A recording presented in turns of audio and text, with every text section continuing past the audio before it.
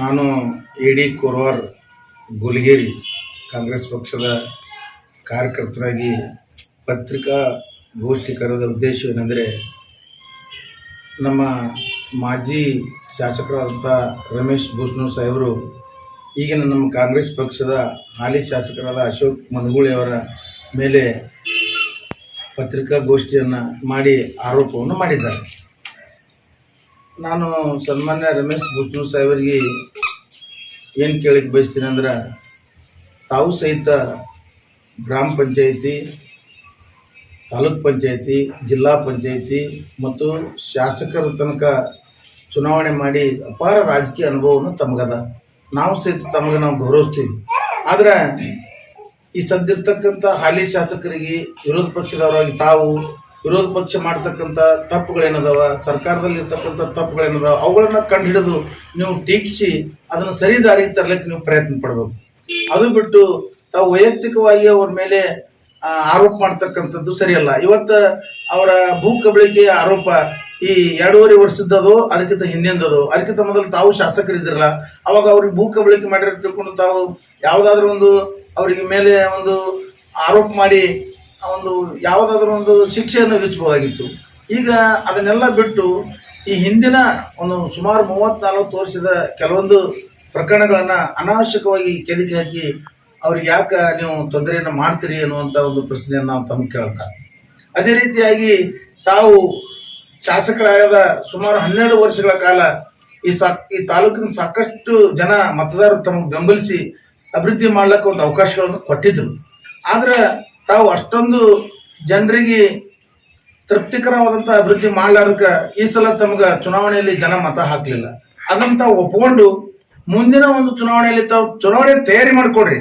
ಆದರೆ ಆರೋಪಗಳ ಮೇಲೆ ನೀವು ಚುನಾವಣೆ ತಯಾರಿ ಮಾಡ್ಕೊಂಡಿರೋದು ಜನ ಒಪ್ಕೊಳ್ಳೋದಿಲ್ಲ.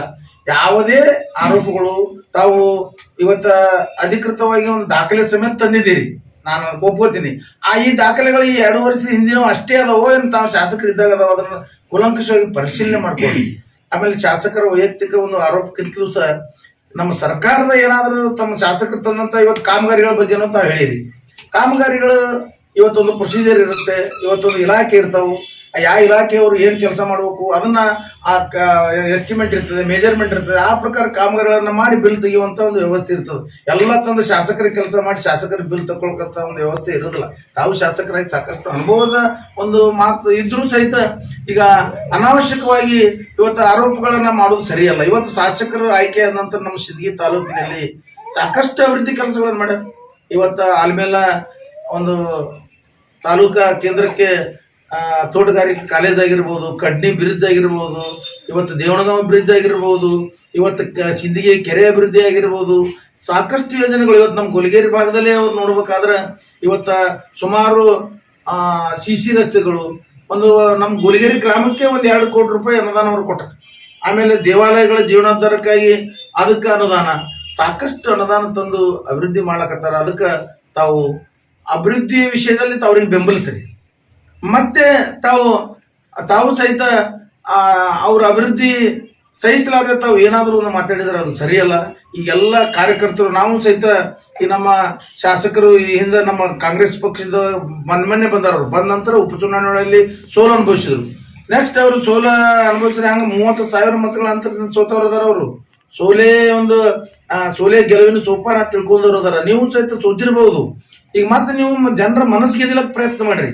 ಅದರ ಶಾಸಕರ ಮೇಲಾಗಲಿ ಅಥವಾ ಬೇರೆ ಬೇರೆ ನಮ್ಮ ಕಾರ್ಯಕರ್ತರ ಮೇಲೆ ಅನಾವಶ್ಯಕವಾದಂಥ ಒಂದು ಬೇಡ, ಗೊಂದಲಕ್ಕೆ ಈಡು ಮಾಡಿ ತಾಲೂಕಿನಲ್ಲಿ ಒಂದು ಸಮಸ್ಯೆಗಳನ್ನ ಹುಟ್ಟಿಸೋದು ಬೇಡ. ಇವತ್ತು ವೈಯಕ್ತಿಕವಾಗಿ ನಾವು ಸಹಿತ ನಿಮ್ಗೆ ಅಭಿನಂದನೆ ಅಥವಾ ನಿಮ್ಮ ಮೇಲೆ ನಾವು ಸಾಕಷ್ಟು ಪ್ರೀತಿ ಕಾಳಜಿ ಅದ. ನೀವು ಎಲ್ಲಿ ಬಂದರೂ ನಾವು ಸಾಹೇಬರು ಇಂದಿನ ನಮ್ಮ ಶಾಸಕರ ನಾವು ಮೆಚ್ಕೋತೀವಿ, ಬೇಡ. ಅದೇ ರೀತಿಯಾಗಿ ನಮ್ಮ ಶಾಸಕರು ಸಹಿತ ನಮಗೂ ಏನೋ ನಮ್ಮ ಹಿಂಗೆ ಕಾರ್ಯಕರ್ತರಿಗೆ ಹಿಂಗೆ ಮಾಡ್ರಪ್ಪ ಹಂಗೆ ಮಾಡ್ರಿ ಅಂತ ಹೇಳೋದಿಲ್ಲ.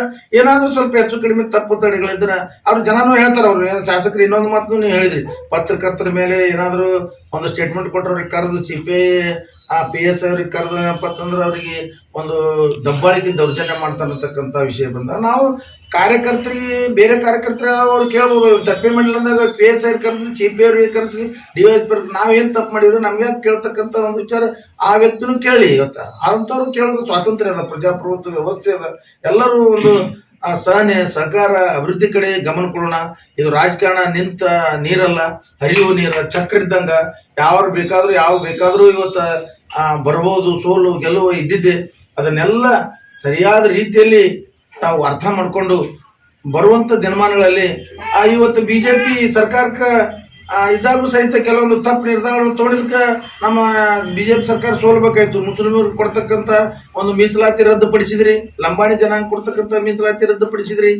ಆಮೇಲೆ ನೀವು ಸ್ವಲ್ಪ ಏನೋ ಒಂದು ಸಣ್ಣ ಪುಟ್ಟ ಕಾರ್ಯಕ್ರಮದ ಅಬ್ಬರದ ಪ್ರಚಾರ ಮಾಡಿ ಡೂಬ್ ಮಾಡಿ ಡೋಬರ್ ಹಾರಿಸಿ ಜನರಿಗೆ ಕೂಡಿಸಿ ಇವತ್ತು ಜಾತ್ರೆ ಮಾಡ್ದಂಗ ನಿಮ್ಮ ಒಂದು ಅಧಿಕಾರವನ್ನ ಲಾಸ್ಟ್ ಮೂಮೆಂಟ್ ಅಲ್ಲಿ ನಮ್ಮ ಭಾಗದಲ್ಲಿ ಮಾಡಿದ್ರಿ. ಅದನ್ನೆಲ್ಲ ನಾವು ಯಾಕೆ ಕೇಳಿಲ್ಲ. ನೀವು ಏನು ಮಾಡ್ತೀರಿ ಮಾಡ್ರಿ, ನಿಮ್ಮ ಅಧಿಕಾರದ ನೀವು ವ್ಯವಸ್ಥಿತವಾಗಿ ಮಾಡಿ ಅಂದ್ರೆ ಅದರ ಒಬ್ಬರು ನಮ್ಮ ಗುಲಿಗೇರಿ ರಸ್ತೆ ಬಗ್ಗೆನೂ ತಾವು ಪ್ರತಿಭಟನೆ ಮಾಡಿರಿ, ಹೋರಾಟ ಮಾಡಿರಿ. ಬರುವ ಒಂದು ಮಾರ್ಚ್ನಲ್ಲಿ ಅದಕ್ಕೆ ರಸ್ತೆಯೂ ಸಹಿತ ಟೆಂಡರ್ ಆಗಿ ಸಾರ್ವಜನಿಕರಿಗೆ ಒಂದು ಸೇವೆ ಕೊಡ್ಲಕ್ಕೆ ಅದನ್ನು ರೆಡಿ ಆಗ್ಯದ.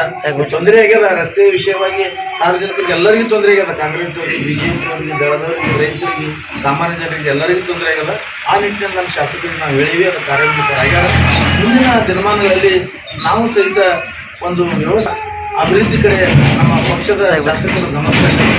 ಎಲ್ಲರೂ ನಮ್ಮ ಸರ್ಕಾರ, ನಮ್ಮ ಭಾಗದ ಕಾಂಗ್ರೆಸ್ ಎಲ್ಲ ರಾಜಕೀಯ ನಾಯಕರು ಇರ್ತಕ್ಕಂಥ ವ್ಯವಸ್ಥೆ ನೀತಿಗಿದ್ದಂಗೆ ಹೇಳೋದು. ಈ ರೀತಿಯಾಗಿ ನಾವು ಪತ್ರಿಕಾಗೋಷ್ಠಿ ಮಾಡಿ ಸನ್ಮಾನ್ಯ ಮಾಜಿ ಶಾಸಕರಿಗೆ ನಮ್ಮ ಮೇಲೆ ಇಲ್ಲದ ಆರೋಪವನ್ನು ಮಾಡಬೇಡ್ರಿ ಅನ್ನುವಂಥ ಈ ಸಂದರ್ಭದಲ್ಲಿ ನಾವು ಮಾಡ್ಕೊತೀವಿ.